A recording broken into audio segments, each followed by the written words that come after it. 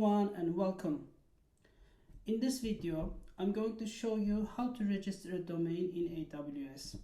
We'll be using Amazon Route 53 microservice for this purpose. So in this guide, I will take you through each step of the process. So let's begin. In order to register a domain, you should have an AWS account first. And I assume you have one already. So let's begin. So we need to sign into the console. Let's click on it. Before the video, I logged into my account, so it didn't require me to enter my username and password. In your case, you probably need to enter your username and password.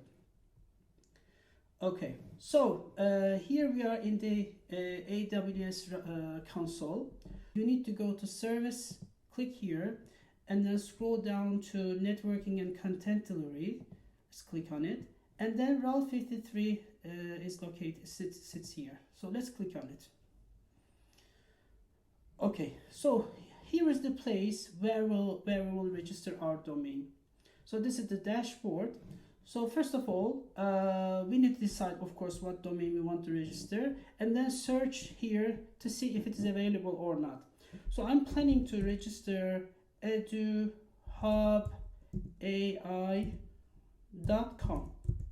So let's see if it is available.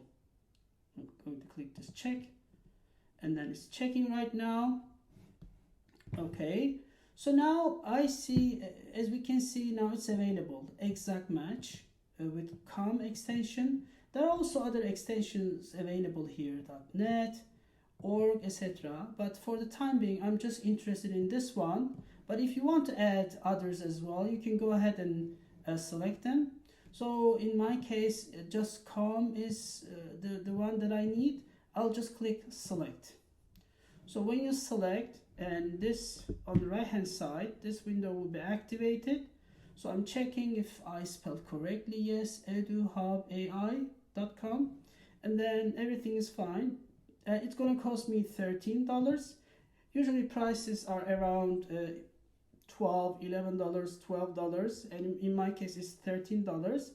There are times it is even more expensive.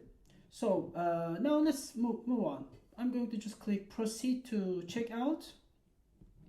And so this is the pricing step, and in this step, this is the place this is the time when you need to choose the duration.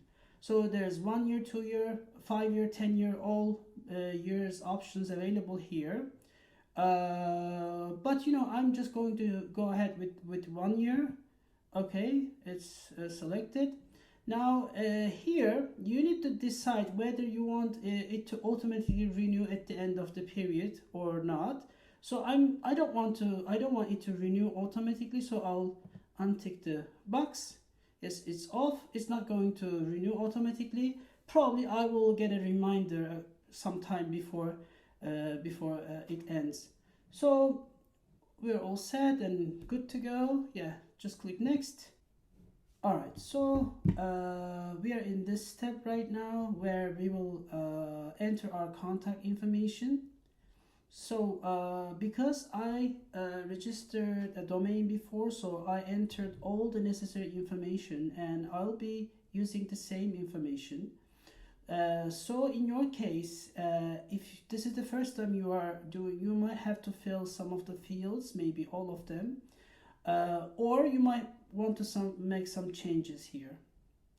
Once you are fine with it, and let's go ahead, and here I'm going to keep the same as registering a contact, the admin contact, and technical contact will be the same as the registering contact. And then here I'm going to tick this one. So turn on privacy protection for all contact of your domain. Next. So here is the review and submit, the final part. And one more time, let's check if everything is fine. Yes, the domain name is correct, and this is the price, and everything is fine for 1 year, and it will be auto renew. And if you change your mind at this stage, you can just click edit and go back and make necessary changes and continue. And here also my registrant contact information, my admin contact information, tech contact information, everything is okay.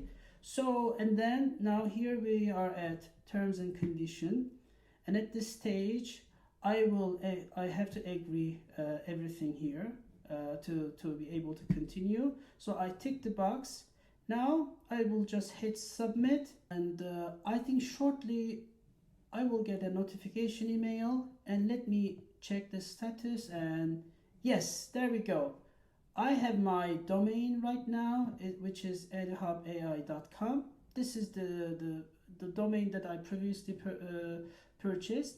You see the status is still in progress. I think it will be completed soon, and let's wait until it is completed. All right, everyone. So our registration is successful. You can see the status check. It's green and successful. I think by the time you should have received 2 emails, one with the invoice and the second one is notification about the successful registration. And congratulations, you have successfully registered your domain. And now it is time to manage the domain. So we can simply go to Route 53 again from networking and content delivery. This is the place where you can manage your domains, and clicking here you will see all the registered domains, and this is the newly created one. And when I click on it, this is the place where we can update our DNS records, enable privacy settings, and make other adjustments. It's just like customizing your salad with your favorite toppings. Well, there you have it. So you have learned how to register a domain in AWS Route 53. I want to thank you for watching, and I will see you in the next tutorial.